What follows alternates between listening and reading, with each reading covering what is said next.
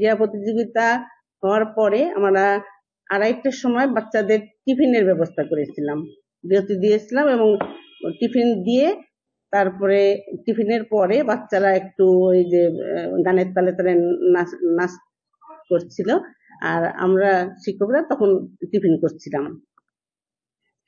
এরপরে দেখা গেল যে ওখান থেকে আমরা একটা শব্দ পেলাম যে এই গানের সুরটা যখন বেজে উঠলো তখনই আমরা সাথে সাথেই দ্রুত ব্যবস্থা নেই যে তাড়াতাড়ি বন্ধ করা হোক।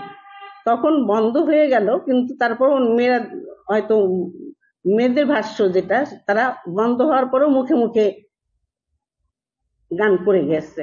এই কারণে আমাদের 19 মিনিট হয়তো 20 সেকেন্ড হয়েছে এটা। তার পরবর্তীতে আমরা সকলে বসে পুরস্কার বিতরণী সমাপ্ত করে তারপরে একটা মিটিং করে রেজুলেশন করি এবং 8 সদস্য বিশিষ্ট, 7 আহ্বায়ক ব্যতীত আর 7 সদস্য বিশিষ্ট একটা কমিটি করি। তদন্ত কমিটির উপর দায়িত্ব দেওয়া হয় যে এই বিষয়টা খতিয়ে দেখার কিভাবে হলো এই বিষয়টা।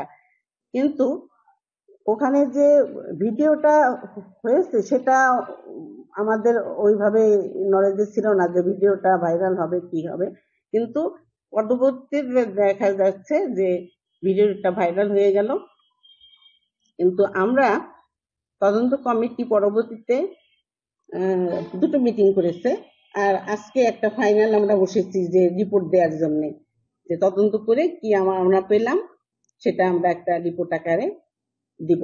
কি কারণে হলো এটা, কারণ খুঁজে পাওয়া গেছে? এবং কারণ হিসাবে দেখেছি যে তদন্ত কমিটি যে এটা করেছে যে আমাদের মেয়েরাই নাকি মেয়েদের কাছে থেকে মোবাইল থেকে গানটা বাজানো হচ্ছিল।